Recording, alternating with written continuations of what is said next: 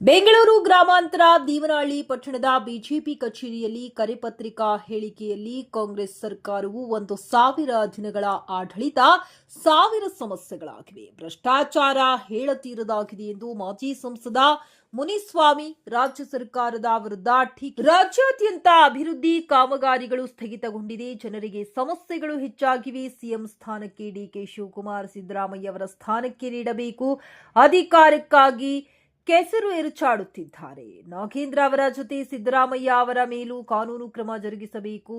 George ಸಾವಿರಾರು ಕೋಟಿ ಹಣ ಲೂಟಿ, ಗುತ್ತಿಗೆದಾರರಿಂದ 70% ಲಂಚದ ಬೇಡಿಕೆ, ಸರ್ಕಾರದ ಬ್ಯಾಕ್ಲಾಗ್ ಹುದ್ದೆ ತುಂಬಲು ಭ್ರಷ್ಟಾಚಾರ, ರೈತರಿಗೆ ನೀಡುವ ವಿದ್ಯುತ್ ಟಿಸಿ, ಸ್ಟ್ಯಾಂಪ್ ಡ್ಯೂಟಿ, ಉಚಿತ ಬಸ್ನಲ್ಲಿ ಲಂಚವತಾರವಾಗಿದೆ. ರಸ್ತೆ, ಚರಂಡಿ, ಬೀದಿ ದೀಪ, ಪಡಿತರ ಇನ್ನಿತರ ಅನೇಕ ಸೌಲಭ್ಯಗಳಿಗೆ ಕೇಂದ್ರ ಸರ್ಕಾರ ನೀಡುವ ಅನುದಾನದಲ್ಲಿ ಮುನ್ನಡೆಯುತ್ತಿದೆ. ರಾಜ್ಯ ಸರ್ಕಾರದಿಂದ ಸಾಧ್ಯ ಎಂಬುದು ಸಿದ್ದರಾಮಯ್ಯ ನೇತೃತ್ವದ ಸರ್ಕಾರ ಅರ್ಥ ಮಾಡಿಕೊಳ್ಳಬೇಕು. ಜನತೆಗೆ 1,000 ದಿನಗಳ ಸಾಧನೆಯಲ್ಲಿ 1,000 ಸಮಸ್ಯೆಗಳನ್ನ ಹುಟ್ಟುಹಾಕಲು ಕಾಂಗ್ರೆಸ್ ಸರ್ಕಾರ ಕಾಡುತ್ತಿದೆ. ಕೆಎಚ್ ಮುನಿಯಪ್ಪ ಅವರು 500 ಎಕರೆ ಜಮೀನು ಮಾಡಲು ಅವರಲ್ಲಿರುವ ಅಧಿಕಾರದ ದುರ್ಬಳಕೆಯಾಗಿದೆ. ಪ್ರಧಾನಿ ಮೋದಿ ಅವರು ಜನಪ್ರಿಯ ಬಜೆಟ್ ಮಂಡಿಸಿದ್ದಾರೆ, ವಿರೋಧ ಪಕ್ಷ ಟೀಕಿಸುವ ನೈತಿಕತೆ ಕಳೆದುಕೊಂಡಿದ್ದಾರೆ. ಜಿಲ್ಲಾ ಪಂಚಾಯತ್ ಮತ್ತು ತಾಲೂಕು ಪಂಚಾಯಿತಿ ಚುನಾವಣೆ ಎದುರಿಸಲು ಸಿದ್ಧರಿದ್ದೇವೆ. ದುರ್ದೈವ ಎಂದರೆ ಕಾಂಗ್ರೆಸ್ ಸರ್ಕಾರ ಸೋಲಿನ ಭಯಕ್ಕೆ ಎದುರಿ ಮುಂದಾಡುತ್ತಿದ್ದಾರೆಂದು ಮಾಧ್ಯಮದವರ ಪ್ರಶ್ನೆಗೆ ಪ್ರತಿಕ್ರಿಯೆ ನೀಡಿದರು. ನೀವು ಸಾಧ್ಯ ಆಗುತ್ತೆ, ಇಲ್ಲಾಂದ್ರೆ ನೀವು ಹೇಳಕ್ ಸಾಧ್ಯ ಆಗಿಲ್ಲ, ಕೂಡಲೇ ರೈತರನ್ನ ಕ್ಷಮಾಯಾಚನೆ ಮಾಡ್ಬೇಕಂತ ಹೇಳಿ ನಿಮ್ಮ ಮುಖಾಂತರ ನಾವು ಹೇಳ್ತೀವಿ.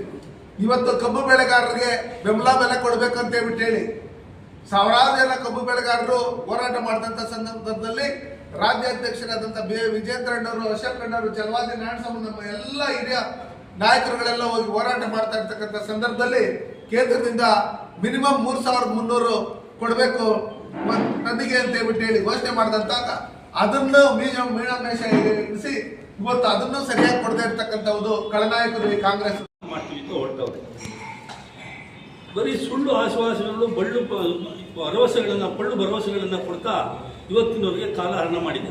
ಇಡೀ ದೇಶವನ್ನೇ ಅಧೋಗತಿಗೆ ತಗೊಂಡೋಗುವಂಥ ಲೂಟಿ ಹೊಡೆದು ಇಡೀ ದೇಶವನ್ನೇ ಒಂದು ಭಿಕ್ಷೆ ಬೇಡುವ ಸ್ಥಿತಿಗೆ ಬಂದು ನಿಂತಿತ್ತು ಇವತ್ತು ಭಾರತ ದೇಶ. ಆ ಮಟ್ಟಕ್ಕೆ ತಗೊಂಡೋಗಿ ನಿಲ್ಲಿಸಬೇಕಾದ ಕಾರಣ ಕಾಂಗ್ರೆಸ್ 70 ವರ್ಷ ಅವ್ರ ದೇಶವನ್ನು ಆಳಿದ್ರು ಸಹ ಯಾವುದೇ ಅಭಿವೃದ್ಧಿ ಕಾಣ್ತಾ ಇರಲ್ಲ, ಅಭಿವೃದ್ಧಿ ಶೂನ್ಯ. ಇಂಥ ಒಂದು ವ್ಯವಸ್ಥೆಯಲ್ಲಿ ಇವತ್ತು ಕಾಂಗ್ರೆಸ್ಸು ದೇಶವನ್ನು ಆಳಿದೆ. ದೇಶದಲ್ಲಿ ಯಾರು ಈ ಸಂದರ್ಭದಲ್ಲಿ ಬಿಜೆಪಿ ಜಿಲ್ಲಾಧ್ಯಕ್ಷ ರಾಮಕೃಷ್ಣಪ್ಪ, ತಾಲೂಕು ಅಧ್ಯಕ್ಷ ಅಮರೇಶ್ ಗೌಡ, ಎಚ್ಎಂ ರವಿಕುಮಾರ್, ಮುಖಂಡರಾದ ವೇಣುಗೋಪಾಲ್, ಬಿಕೆ ನಾರಾಯಣಸ್ವಾಮಿ, ಬಿದಲೂರು ತಮ್ಮಯ್ಯ, ಕದೀರಪ್ಪ, ಜಗದೀಶ್, ಸಿದ್ದಲಿಂಗಮೂರ್ತಿ ಹಾಗೂ ಅರುವನಹಳ್ಳಿ ವೆಂಕಟಗೌಡ, ಎಲಿಯೂರು ಆನಂದ್, ಗೋವಿಂದ್ ನಾರಾಯಣಸ್ವಾಮಿ, ಅನಿಲ್, ರವಿಕುಮಾರ್ ಸೇರಿದಂತೆ ಅನೇಕರು ಹಾಜರಿದ್ದರು.